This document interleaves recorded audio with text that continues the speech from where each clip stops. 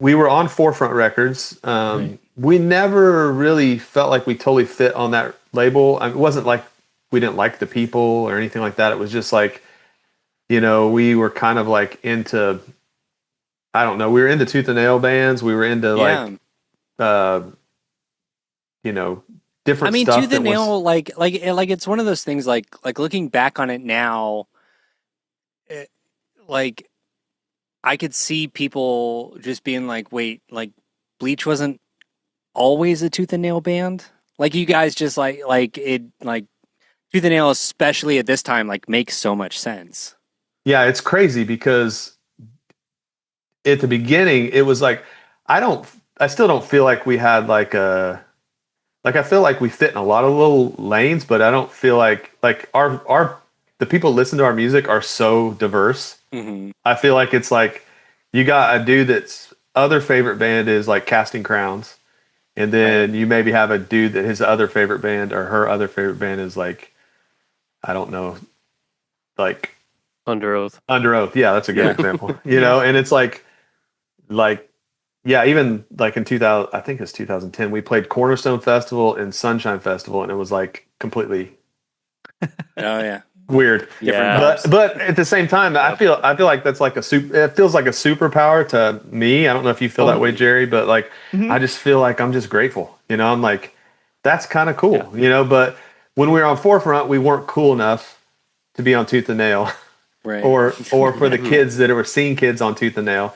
because it was a definite scene. Like it was like, yeah, they're not a real rock band. They're just kind of you know, they just, prejudged. And then there's vice versa. It So kind of gave so us a lift. So, yeah. but I will So. say we got dropped from Forefront. They were going more pop, and we were Mhm. not going more pop. So we Well, I remember. released. Well, I was gonna say I remember turning in those songs. Like we had written some songs post third album, post self titled, and turn those into you guys turned those into Forefront, and they were like, we don't know what to do with these. Well, Good as I mean, gold. it actually happened. I mean, we had written "Good as Gold," but it actually happened before that. It was like at the end. It was during the record cycle. They literally, like at the beginning of the record cycle, they were like, we came in for a marketing meeting, and they basically were like, "Hey, we gave half your marketing budget to Yes. this pop artist that's on the label." Oh. They like straight up Oh, told shoot. us, Yeah. like, and it was like, Wow. okay, Yeah. like, Yikes. and so at that point we were just like, okay, what does this mean? And like, they pretty much, because we were kind of going in with like, where's the marketing budget? Like, what all the things we were promised or that we thought was going to happen? Like, you're like Nothing happened. no, like we're Yeah. going to shoot a video, right? Like, and this was well into that, that record had been released and everything. And so I will say there was just a lot of changes there too. The guy who signed us Eddie DeGarmo had left, and his partner Dan Brock had left, and so two new guys were taking over, and they just kind of wanted to forge their own, like new CEO. They Right. want to forge their own path, and it wasn't the old stuff. So yeah, it's funny. I was actually out with another artist that was on Forefront. We went fishing of all things, and I was telling, and this is like a bigger band on Forefront, and he was like, I was like, yeah, they told us they gave our marketing budget to that this artist, and he's like, really? They did the same thing to us, and they're like, they sold like Oh. they probably were like gold selling records, I mean, they sold a lot of records, so I didn't feel so bad after that. I was like, oh, okay, cool. Yeah. But Crazy. so we go through this kind of drama at the same time. I think Jerry, tell me if I'm wrong, but we switched booking agents too. Was that right? At the same time, and so our booking agent, we went from doing like basically like we wanted to play more clubs. We were playing like a lot of youth conventions, and those were good paying. There was always a big audience. It did pretty well. I mean, we had just gotten off a tour, probably the biggest tour that we'd done. With actually Milan's band was opening, and he was in a band opening. It was Joy Electric. Yeah, go ahead. Miss Angie. Yeah, Joy Electric, Miss Angie. That was my first tour with the band. Yeah, and Milam was opening with, he was playing with Miss Angie. And playing guitar for Miss Angie, yeah. And so, and it was, I mean, I great. think it averaged like 1,200 people, you know? So it was a pretty, for us, it was a pretty big tour. And we got off that, we switched booking agents to another booking agent, and it was like literally, they were supposed to start, I think we had our first shows at the end of January. And I early called February, into January, yeah. I called January 1, and I was just like, hey, how's the shows looking? You know, what's the routing looking like? And they were like, well, we got some offers. I was like, well, I mean, what's the routing? And well, we've got a few things like lined up. Yeah. And they were like, I think, yeah. I mean, I said, well, how many? What do you have any contracts? And they're like, no, not yet, but we got some solid leads. It was just like, wow. It was like, basically we wanted to play clubs. We ended up playing like small youth groups, and it was, that was Reliant K's first tour ever. They opened up for us, and the band Pax 217 and Plank Eye. Yeah, the first half was us, Plank Eye, and Pax 217, and the second half was us, Pax, and Reliant K. Wow. And this booking agency was kind of known to book a lot of tooth and nail bands, and like that was kind of their niche, right? And so that was why it was like, oh, this makes a ton of sense. We're wanting to, like, this is the kind of band we are. I mean, and yeah, it was bad. It was so there was oh no. Yeah, so it was basically, it was bad. Like it was like broke, seriously broke bad. Like it was like we were on the road touring full time, and like literally doing a split at the door at a youth group where there was 20 people, fit 10, 5 sometimes. You know, like it was like, I mean, there were a couple good shows, but I'm just saying, in the general, like literally we didn't get paid at all. Like we paid the opening bands, you know, and we paid our sound guy, and barely. Yeah. And I had to actually move from Nashville back to Indiana for a year to recover from it. So long story short, we dropped that booking. There's a lot of that transition, you know, everything was in flux. So it's weird to write a record called Self-Titled that's like kind of a, hey, this is a restatement of who we are for the third record, and then go again for the first time after that. But that's why. Oh, that's so good. That's so good. Well, and Matt, and so in that time, Russ Fox was in the band, and he left about partial way through that, the first part of that tour with Plank Eye, because he had a kid and couldn't. Oh, was tired of making no money. Yeah, couldn't financially do it, and then it wasn't long after that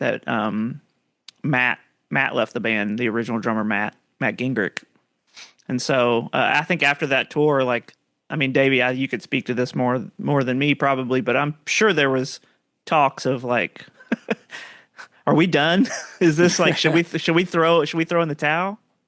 Yeah, it was weird. I think Matt told Sam and I he was quitting, and Matt was like a principal songwriter. Like he wrote more than any of us really on the first 3 records. Like I think that the third record was probably the most even of that, but he probably wrote over 50% of it, you know. So he was a big part of it. And so Sam and I were talking, and he told us, and then we called each other, and I was like, man, I'm down to keep rolling, bro, if you are. And he's like, yep, let's do it. So we kind of had to work through some things, but it really was a fresh start. Like we even talked about changing our name. It was a fresh start. And during that time we kept our nose down. We did a tour with Squad 5-0 and the Insiders and the band Deluxe Tone Rockets.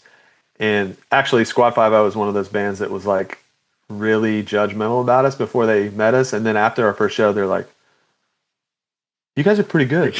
Like a real rock band. And I was like, thank you. You know? Thanks. But so yeah, and then we became real good friends with those guys by the end of it. But nice. But all that to say, we were in the middle of this chaos, really, and it was kind of hard to even be a band. And Milam joined, and Jared, once Matt left, Jared joined up pretty quick, and then we just like started working on songs immediately. And so we had like a storage unit. Remember that storage unit, Jerry? Mm-hmm. Yep. Like we wrote a bunch of songs in there. Well, And we initially went to you and Sam had moved back. You had mentioned you and Sam had moved back to Indiana to oh save yeah, money, and I remember we spent a winter essentially hunkered down. I think it was like somebody in Sam's family in like their basement. We lived in their like basement pretty much for a couple weeks, yeah, and we that's where we wrote like really started hammering out a majority of the songs, just like um, the the beginnings of pretty much all these songs on this album. I just remember it being so cold and like 3 feet of snow, and we just lived in this basement. And then yeah, we started. We had that old story. We got that storage unit when it was time. I think that was after we had signed with Tooth and Nail. After we kind of signed the deal, and we're like, oh, we're gonna make an album. And so we're okay. like, You gotta we start. need to. So I do I want to can't know. remember the timeline, but I it's awesome.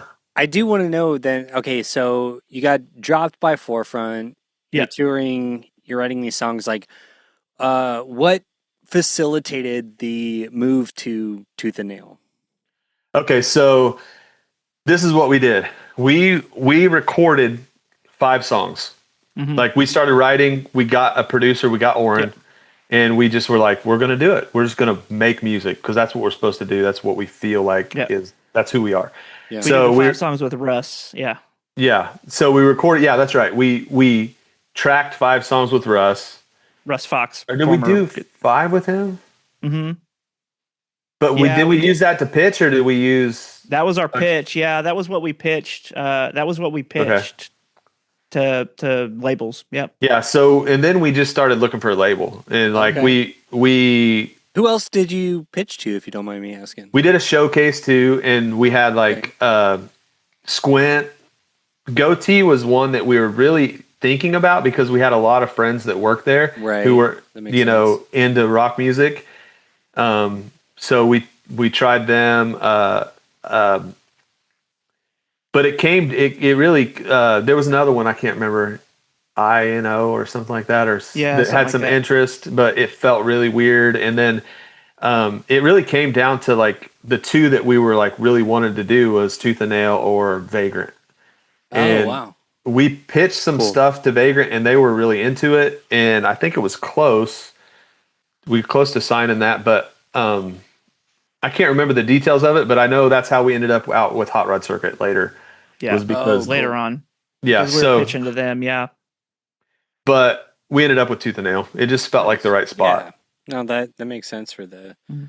And a lot of people have really bad feelings about Tooth and Nail during that Oh, we era know. of We but know. for us, I don't know if you feel this way, Jerry, but for me, like coming from another label to that label, it was way more DIY, which I loved, and it was I Yeah, think I it feel gave like us you- it gave us a lift. All of a sudden we could be who we were, and it was like we weren't like it felt like the scene feel kids liked it. You guys hit a real sweet spot with Tooth and Nail because it was before it sort of turned into like when it blew up with like a lot of the scene stuff and became more of like a machine. 'Cause we've talked to people on like multiple sides of the Tooth and Nail thing, and it does seem like after a certain point they started to have like a model like and a sound. any business does, like Yeah. McDonald's like starts to franchise, right? They started to have like a formula for how to do things. And then in the very beginning, it was like, they didn't Yeah. know what they were doing. Figuring But it out. you guys like hit it at like a We were really sweet spot. We were in that middle zone, so I think that formula that you talk about, I think, really took off with Further Seems Forever. Yeah. That became kind of the template. I think. I mean, having a band with Chris Carrabba as he's blowing up in Dashboard is going to be was definitely worked in their Gonna favor. help, But yeah. I mean, they got signed Yeah. around the same time we did, but it was shortly after. But we were kind of in that sweet spot of like it was like post super indie where it was like just these obscure bands that they're putting Right. out, these really awesome. And I mean, for me, Davey, I'll speak to like being on Tooth and Nail to me was a dream come true because it was like I was a Tooth and Nail kid growing up, like and so like to be on the same label as Starflyer 59 and Plank Eye and Pedro the Lion and all these bands that I Right. loved, Stavesacre, man, I was just like like sign me up. But it was, I do agree. Like we were kind of in that in between where it was like, we got some cred. And I remember, this is an aside, but like, so for the first time, they were going to try to put it out on BEC. And we were Yeah, like, that's right. oh, no. We were like, no, thank you. No. You're a forefront band. We'll put you on BBC. That's exactly right. We're a Crazy. Tooth and Nail band. And they were like, so cool, that's funny. cool. I mean, it was they're kind of like, that's awesome. fine. That's fine. Yeah, Tooth and Nail's fine. Yeah. They didn't really care, but that initially, I think even the pre-releases say BC on them. Yeah. Oh, yeah. wow. And we're just like, Yeah. I don't think we're there with that. We But don't, that's not really our vibe. No, that's so funny. Oh wow. Yeah. I love that. yeah, so Okay. I think we're getting to this point, but one thing I love to ask every artist as we're getting into the record is like, okay, specifically going into the recording process of this album, like where was your headspace at? Like, you just like, you've switched labels, you've switched a lot of the lineup, you guys are in this weird spot. Like what are y'all's expectations for this record going into recording it? Yeah, Well, and especially considering you workshopped, like, you had 5 songs. Right. That right. ended up, I assume, on the album.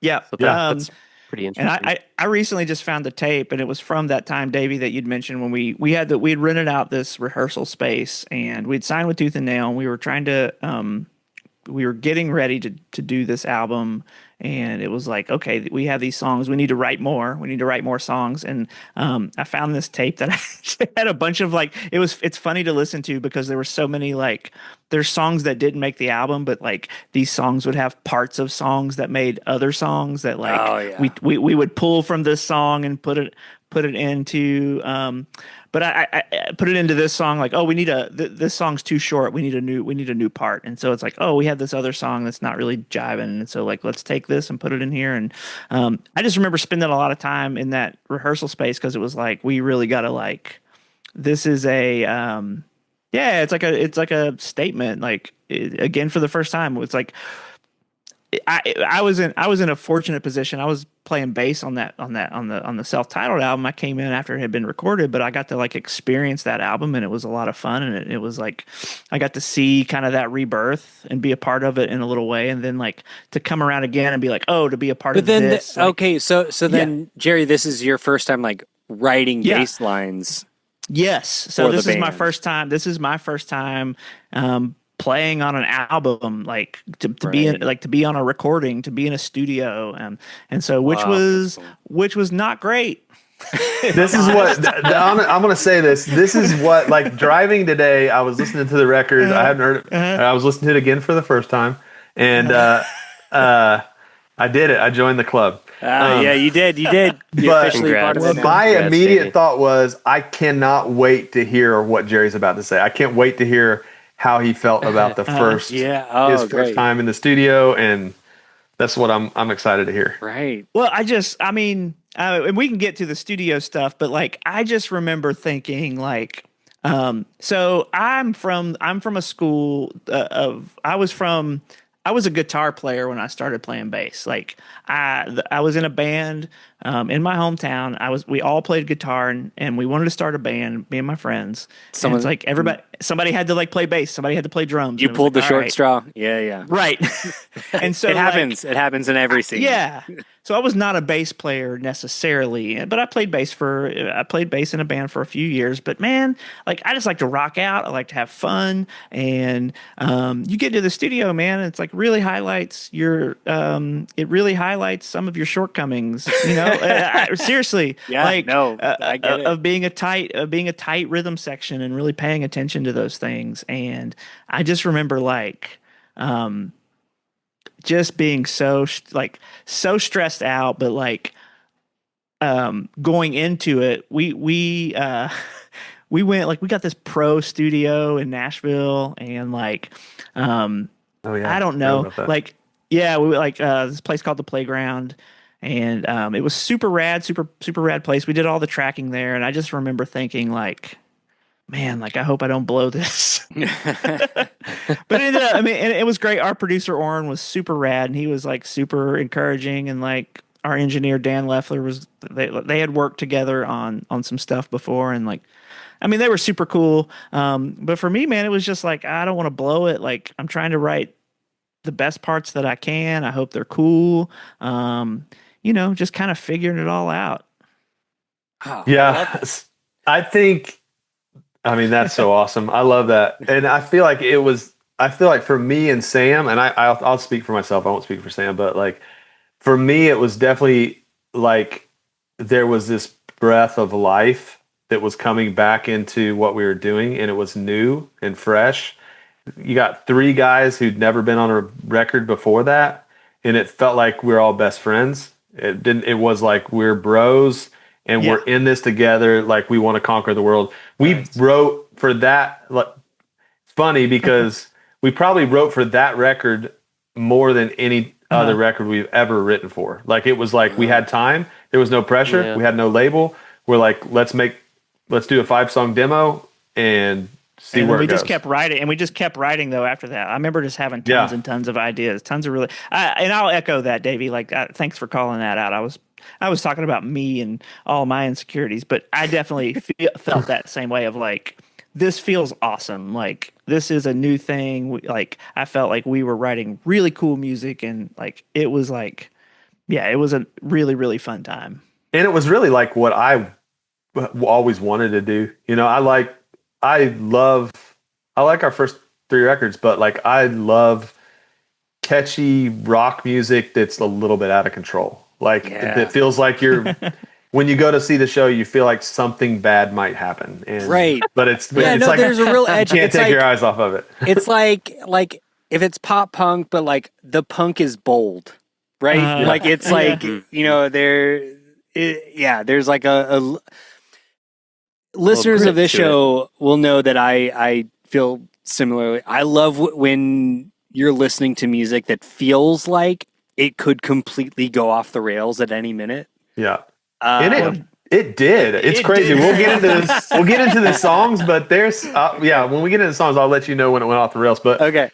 But all that to say, I also just moved back to Nashville. Sam had moved back to Nashville. Both of us had to move in with our like in-laws. Like it was like that bad. Oh, like, wow.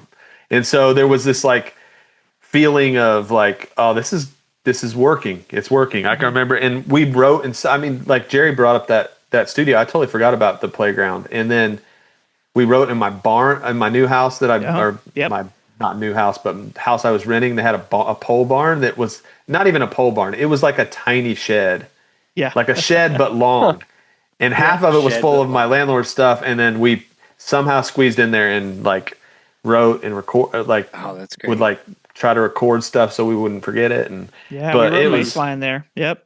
Yeah. I love that. Okay. So I do have to ask before we get into the track by track, does anyone have any general thoughts on the album that you'd like to share? You go first, Jerry. I definitely got some. Oh man. It's hard to rank this one.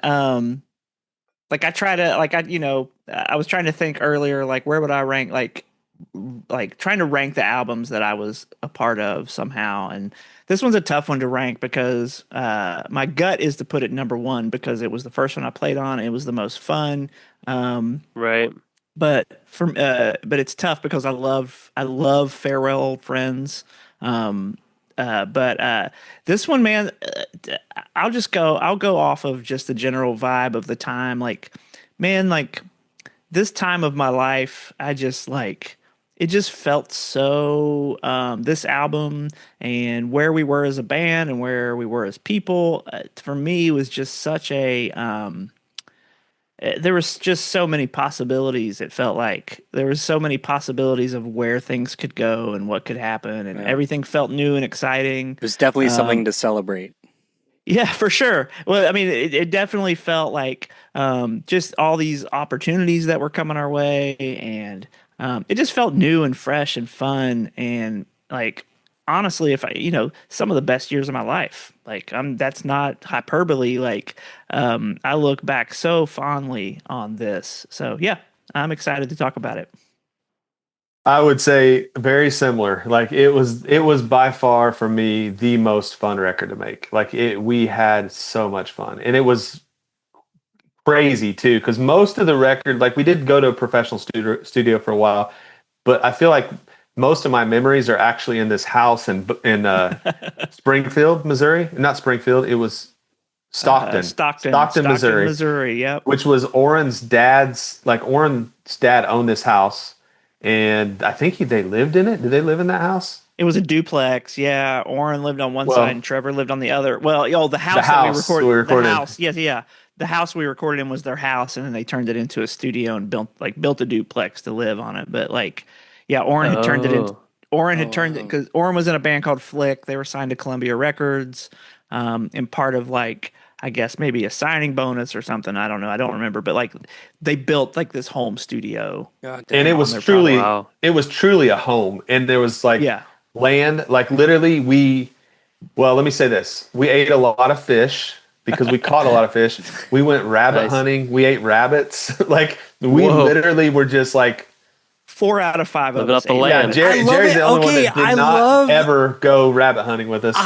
No, thank you. Did you eat any? Did we make you eat any? Good Lord, no. And there were all these characters. This is like this is like the most like hipster Bon Iver shit I've ever heard. And then you listen to this like rock record. Like when I hear these stories, I'm like, okay, you guys are like quoting like Thoreau and doing like esoteric folk music, and then you guys just make like it was more jamming like rock record. Unfortunately, it's probably a little more redneck than that. I think it was that's so great. I love it.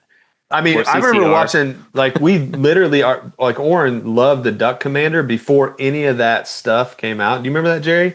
Oh yeah, that's the Duck Dynasty guys. Oh yeah, had these VHS tapes of the old guy talking. And he was like, "Watch this guy, he's awesome. He's awesome." Oh my god, and he was a big time. Yeah, Oren was like he had it on VHS. Duck hunter, fisher. He was like the most redneck, but like loved Pink Floyd and T-Rex, right? Like he was in Radiohead, and he was just like, that's just awesome. An enigma, man. He is what we call on this show a multifaceted cinnamon roll of a man. Cinnamon roll of a he man. He is definitely a cinnamon roll of a man. I don't know about that, sure. but that is for real. So the experience itself was amazing. There were these characters that were just happened to be running around, like Oren's brother would just be in the studio with us, and he'd dress up as a character and like just walk around and act like he had this character Packy, and we'd be like working on stuff, and one of the guys in the band would have a video camera, and like literally they would be videoing, and he'd be like, go, and so we'd be working on something serious, and next thing you know, Packy would show up, and he would just be like board technician. He was a keyboard tech. Yeah, don't get taco meat onto my boards. That was Oren. That was Oren, but Oren had this character. I forget, it was a Dale. Yeah, Dale. Yeah, but Oren had this character. But we come into the studio one morning, and there was all these Post-it notes around the studio.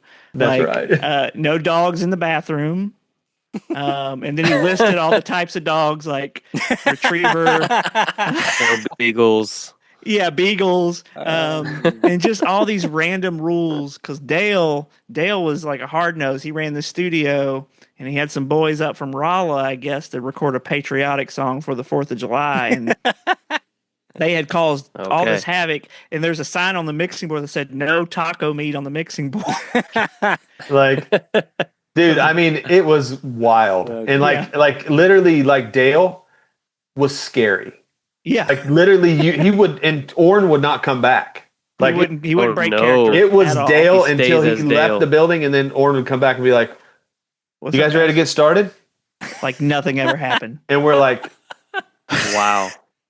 So I love a man that commits to the bit, dude. It was so good, and so that was going on. There was a dude named Snap that was there, and Snap would like Snap. I don't even know how he knew anybody. Wait. So let me just make sure I got this right. We got Snap, Packy, and Dale.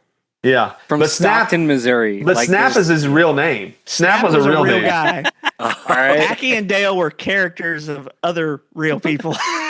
But Okay. Snap seems like a character when you're about to hear what I'm going to tell you. Okay, so Snap would literally, I mean, there's so many. I could tell you so many stories about Snap in general, but if he drank any beer, he would have like a little sip or something, and he would start. There was something about it that would make him clean, and so we had the studio was just It was a dump. it was a Immaculate. wreck. We destroyed Oh. it. And one day he brought his own beer and he started drinking and he starts just scrubbing Started stuff. cleaning, And next scrubbing thing you stuff know, down. like it is the cleanest thing you've ever seen. Spotless. Nah, So, this is what I have to make. so, All right. so a couple weeks would go by and we'd be like, "Hey, get Snap to come over. We bought a case of beer. Buy me 6. This place is a wreck." It's a pigsty. Dude, I mean, and then there was one other thing. Oh, the other crazy thing about this experience is it was like it was a time warp. Like I remember the first day we started like 9 o'clock and we get done at like 7. Mm-hmm. The next day we start at 10 o'clock, get done at 8. And like literally that kept pushing back to where it was like the sun would be coming up and be like, okay, I think it's time for bed. You know, like Time to go to bed. We'd it would be like start at 5 p.m. the circadian rhythm was off and you can probably hear it in the tracks.